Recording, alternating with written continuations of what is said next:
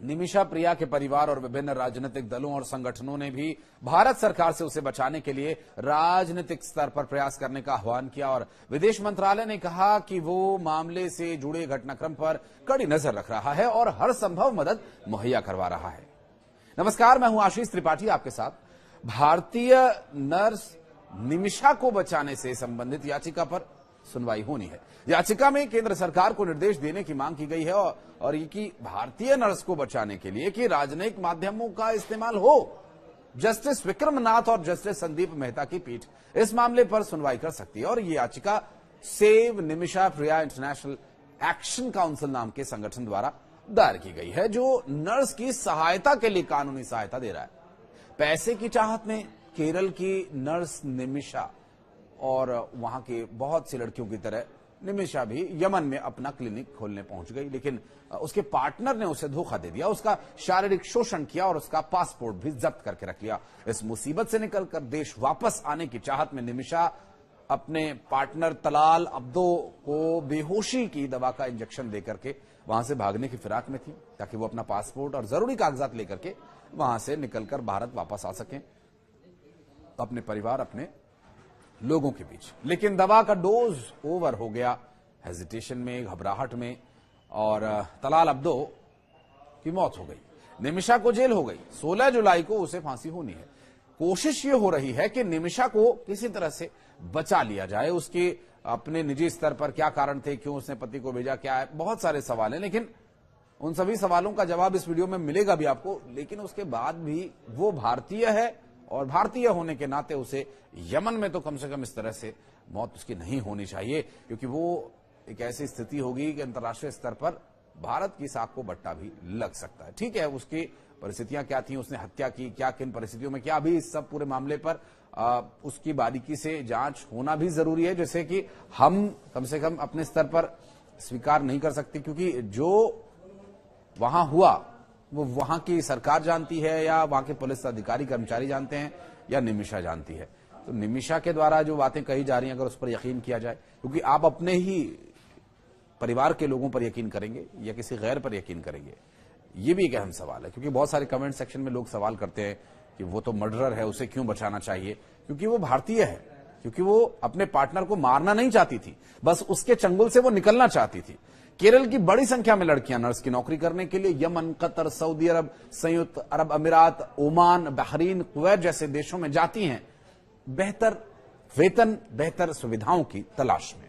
और इसी चाहत में 2008 में निमिषा यमन गई। 2011 में उसने टॉमी थॉमस नाम के एक शख्स से शादी की और वो कैपिटल सिटी सना लौट गई। यहां उनकी एक बेटी हुई। निमिषा और थॉमस की इनकम बढ़ नहीं पा रही थी, अब बेटी हो गई थी, थोड़े खर्चे बढ़ गए थे। इसी चाहत में उन्होंने अपना एक क्लिनिक खोला। सोचा एक और क्लिनिक खोल लें। यमन के कानून के हिसाब से वहां कोई बिजनेस करने के लिए स्थानीय व्यक्ति का साझेदार होना जरूरी है। कोई बाहरी व्यक्ति वहां अपना बिजनेस अपने स्तर पर निजी तौर पर नहीं कर सकता। इसी वजह से निमिषा ने तलाल अब्दो मेहदी को अपना साझेदार बनाया। इंडियन होने के नाते उन्हें वहां पर इसे अपना साझेदार बनाना पड़ा। निमिषा की एक नए क्लिनिक से उसके पुराने मालिक, जिस क्लिनिक में वो काम करती थी, उसे बहुत परेशानी थी। उसने तलाल अब्दो को बाध्य किया कि नए क्लिनिक के एग्रीमेंट में उसे हिस्सेदारी मिले, जिसके निमिषा के पुराने मालिक को 33% और तलाल अब्दो को 67% हिस्सेदारी पर एग्रीमेंट हुआ।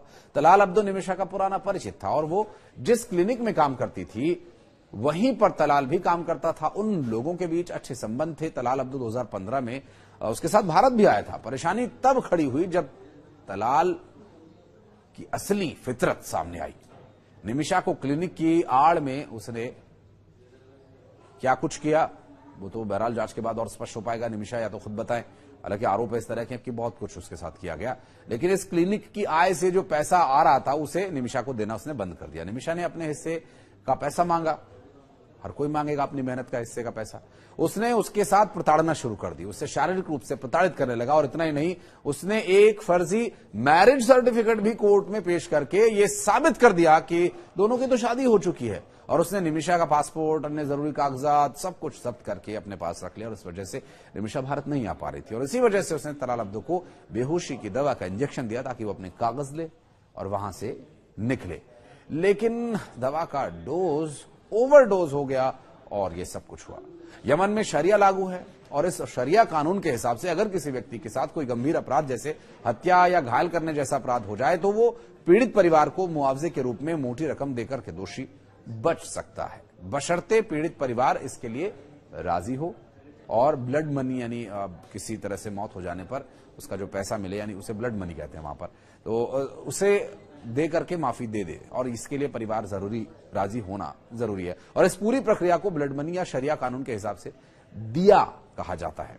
इस प्रक्रिया को कोर्ट के संरक्षण में या आपसी सहमति से भी पूरा किया जाता है। निमिषा का परिवार तलाल अब्दो के परिवार से लगातार संपर्क में है और लेकिन अब तक बात बन नहीं पाई है। निमिषा प्रिया की जान बच सकती है लेकिन ये काफी मुश्किल काम है।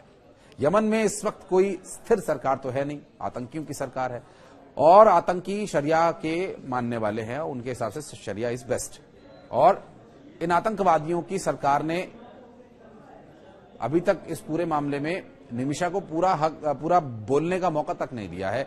ऐसे भी आरोप निमिषा के परिवार के द्वारा लगाए जा रहे हैं और ये हुतियों की सरकार से सीधा संपर्क भी नहीं हो पा रहा है। इस वजह से राजनीतिक प्रयास करने की जो कोशिश है वो कब तक, किस हद तक कामयाब होगी ये तो कह पाना मुश्किल है।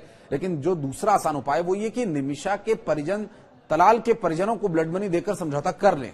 अभी परिवार राजी होगा नहीं होगा ये तो बात की बात है, उसकी जान बच सकती है इसी एक प्रयास से। प्रयास जारी हैं, अब तक तलाल का परिवार इसके लिए राजी नहीं हुआ है।